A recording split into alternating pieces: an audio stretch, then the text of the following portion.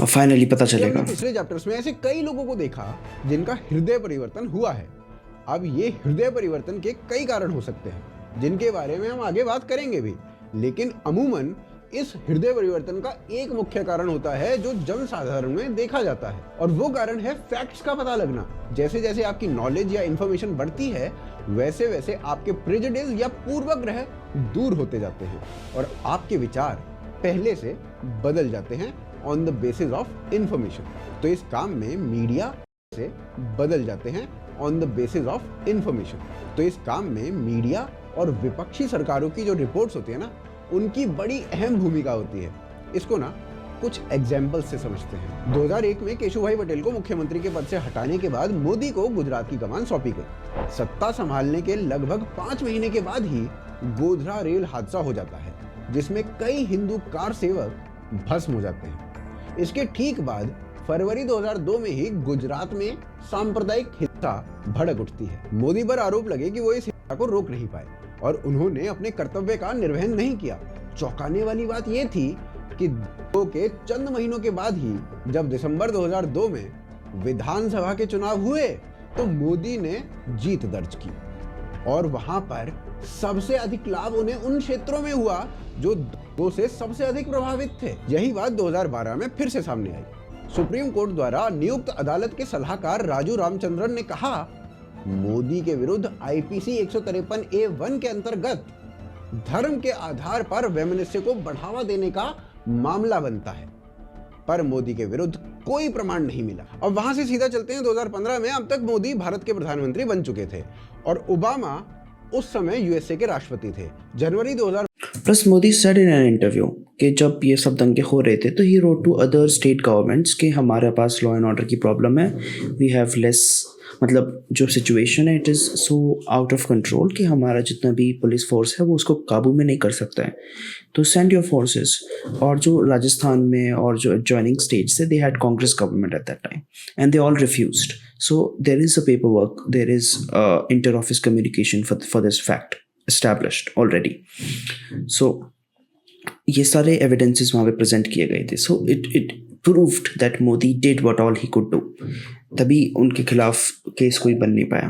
2015 में ओबामा यहाँ पर विजिट करते हैं और एक क्रिश्चियन चर्च पर एक पत्थर फेंके जाने की खबर भारत में गूंज रही होती है और ओबामा यहाँ पर आकर बोल देते हैं कि भारत की माइनॉरिटी खतरे में है। बाद में पता लगता है कि एक बच्चे ने चर्च पर पत्थर फेंक दिया था और इस बात को ओबामा ने इतने बड़े लेवल पर उठा दिया। और फिर आगे जब कंपैरिजन हुआ एनडीए वर्सेस यूपीए का, तो पता चला कि यूपीए के समय में एक्चुअली चर्च पर बहुत सारे अटैक्स हुए हैं, पर वर्ल्ड की मीडिया ने उन्हें कभी रिपोर्ट ही नहीं किया, और रिपोर्ट किया भी तो वर्ल्ड मीडिया को कभी ये नहीं लगा कि भारत में जो माइनॉरिटी है ना वो असुरक्षित है या खतरे में है।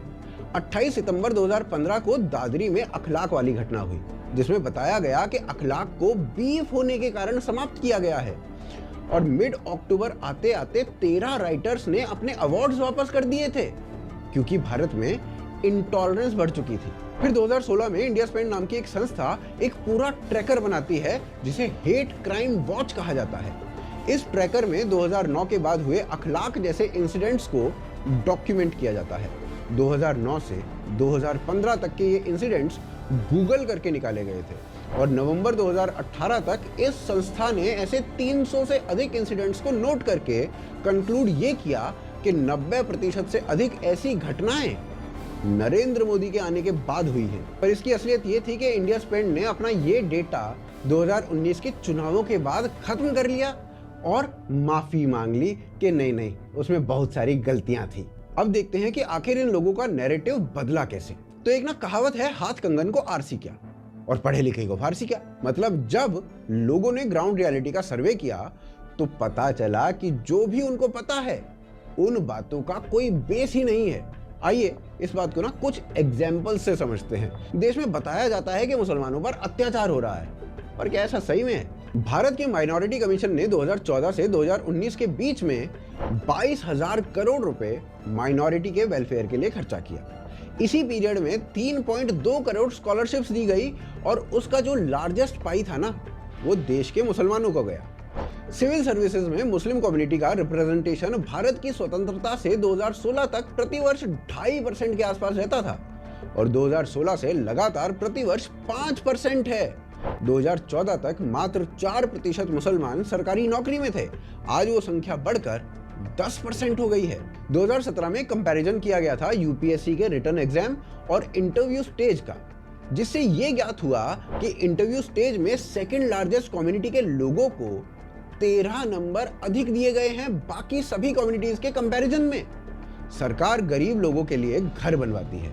इसमें 31% से अधिक हाउसेज पीएम आवास योजना में मुस्लिम कम्युनिटी को मिले हैं। पहले मुस्लिम लड़कियों का स्कूल ड्रॉप आउट रेट 70% के करीब था।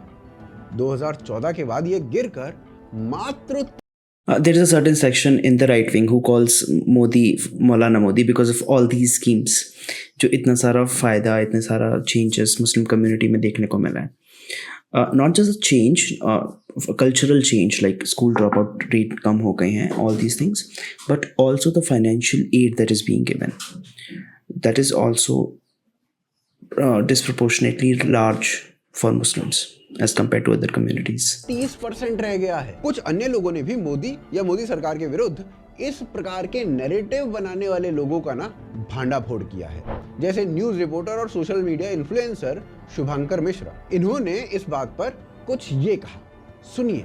मैं किस्सा शेयर करता हूँ आपसे। मैं गुजरात गया था। गुजरात के सूरत, ये जो आपकी घटना है, जो आप कह रहे हो ना, परसेप्शन कैसे बनता है। जब मुझे पहली बार ऐसा एहसास हुआ था, सूरत में एक घटना घटित होती है, कई बच्चे कोचिंग सेंटर से नीचे गिर जाते हैं, आग लग जाती है।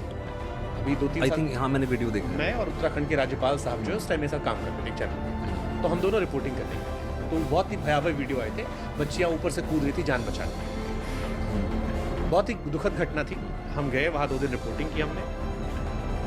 जो कोचिंग सेंटर था सील हो गया, उसको उठा के लेके पुलिस चली गई।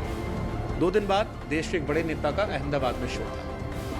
मेरे चैनल के संपादक ने मुझसे कहा, मैंने कहा मैं चला जाऊँ, ये घटना खत्म हो गई, जो दोषी थे उनको अरेस्ट कर लिया गया, कोचिंग सेंटर सील हो गया, आगे क्या करें। ये सेड नहीं, जब सारी दुनिया वहाँ रैली दिखा रही होगी तो तुम विक्टिम से घर जाओ और एक बच्चे को पकड़ो और उससे एक बाइट निकलवा दो, मोदी अंकल आपने क्या कर दिया। मैं उस वीडियो को जब ट्विटर के पॉइंट ऑफ व्यू से सोच रहा था कि अगर वो वीडियो उस वक्त मैंने रिकॉर्ड किया होता, हम इंडिविजुअल स्टोरीज करते हैं, बट ये प्री माइंड में मुझे डाले कहा गया था कि आप एक ये लाइन बुलवा देना कि मोदी अंकल ये आपने क्या करवा दिया, मेरी बहन लौटा दे। एंड आई इमेजिन अगर ये आती तो देश के सारे बड़े लोग जो थे इस घटना को देखने का पॉइंट ऑफ व्यू किससे होता। और ऐसा ही कुछ digital news portal the print के मालिक शेखर गुप्ता ने भी कहा।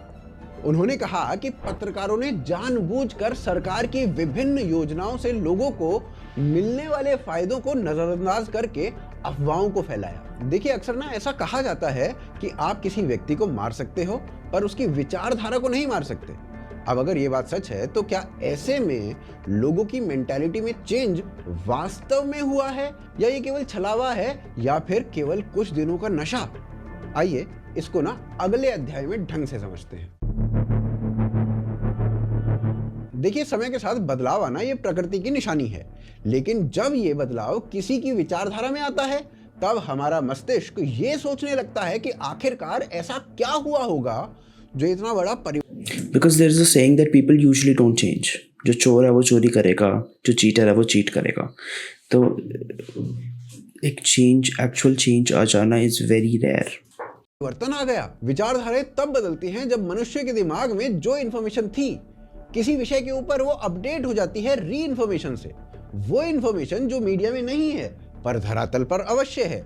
विक्रांत मैसी के अनुसार उनकी जो इन्फॉर्मेशन है वो अपडेट हुई है। ये बीजेपी क्रिटिकल से अब जो आप पर आरोप लग रहा है कि बीजेपी फ्रेंडली, जो चीजें मुझे बुरी लगती थी वो एक्चुअली बुरी है नहीं। लोग कहते हैं मुसलमान खतरे में, कोई खतरे में नहीं। ऐसे ही शैला राशिद, जो एक समय पर टुकड़े टुकड़े गैंग का हिस्सा हुआ करती थी, वो भी कहती हैं कि उनकी इन्फॉर्मेशन भी मोदी जी के बारे में अपडेट हुई है। Your sympathies were with the stone pelters at that stage? In 2010, yes. But today when I see, I'm much more grateful for today's situation because today it has become clear that Kashmir is not Gaza. Because Kashmir...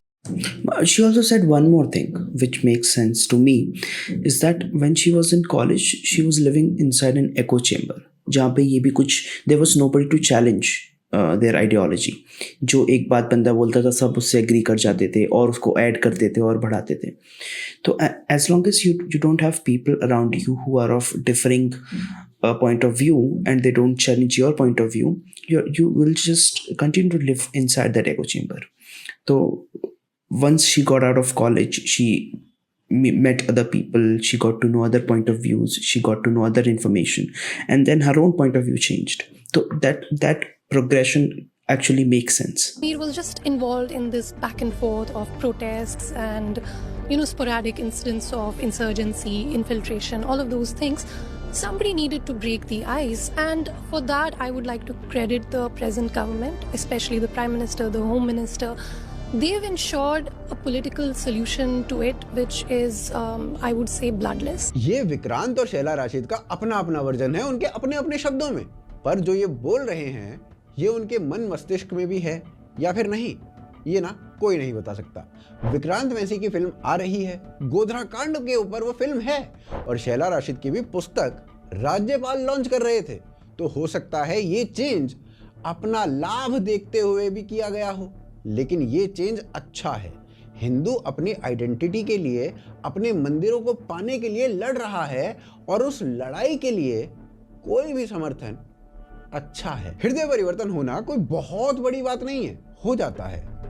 famous singer और कवि पीयूष मिश्रा पहले communist हुआ करते थे, और अब वो ना स्वयं बताते हैं कि कैसे कम्युनिज्म ने उनकी लाइफ के 20 सालों को बर्बाद कर दिया था। इस कम्युनिज्म ने उनसे सब कुछ छीन लिया और उन्हें समझ ही नहीं आया, क्योंकि वो इस विचारधारा से ना कुछ अधिक ही प्रभावित हो चुके थे। लेकिन जब बाद में उन्हें अपनी गलती का एहसास हुआ, उन्होंने अपनी विचारधारा को बदलकर अपने जीवन को भी नया मोड़ दे दिया। यदि विक्रांत मैसी ने भी अपने जीवन में उस बदलाव को अनुभव किया है तो उन्हें बधाई, पर उनकी जिम्मेदारी है कि इस बदलाव को बनाए रखें, और आपकी जिम्मेदारी ये है। पता है, पीपल टॉक अबाउट दिस कि क्या उनने ये पैसों के लिए किया, and like he said कि there is nothing wrong with it as long as we are getting samarthan, so it is fine. But I would say there is nothing wrong with it. I will go one more step ahead, and I would say there is nothing wrong with it to go with the economics, where the economics is going. But Hindus have to make sure that the economy goes with them. तभी लोगों के पास incentive रहेगा उन्हें support करने के लिए। And how does that happen? It happens with unity. If people are united, if people have this same thinking कि हमारे हित में जो बोलेगा, हमारे हित में जो काम करेगा, हम उसे ही सपोर्ट करेंगे in every way. भले ही वो सिर्फ फिजिकल सपोर्ट हो, फाइनेंशियल सपोर्ट हो, एवरी काइंड ऑफ सपोर्ट। तो that kind of economic incentive has to be maintained. जैसे पॉलिटिकल पार्टीज़ कोई भी पॉलिसी क्यों लाएंगी जब तक उन्हें ये नहीं लगेगा कि इस पॉलिसी के लाने से ये लोग, ये कम्युनिटीज़ हमारे साथ आ जाएंगी, राइट? तो बीजेपी को लगा कि मंदिर बना देने से हमें हिंदू वोट मिल जाएगा, and they did that. There is nothing wrong with it.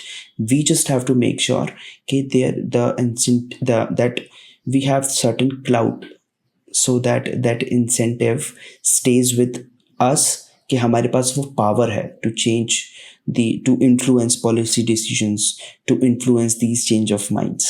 तो it's practical, it's pragmatic, and it's real. Like you can't ignore it. तो I would say कि nothing wrong with it as long as we are winning. कि इस बदलाव को लोगों तक पहुंचाएं। शेयर करें इस वीडियो को, चैनल को सब्सक्राइब करें, साथ में जो वीडियो इस समय आपकी स्क्रीन पर दिखाई दे रही है उसे अवश्य देखें, और बाकी डिस्क्रिप्शन और पिन कमेंट में यूनिवर्स का लिंक दिया हुआ है, उसे देखना भी बिल्कुल ना भूलें। पुनः मिलते हैं अगले एपिसोड में। आप देख रहे थे आज की ताज़ा खबर। जय हिंद, जय भारत।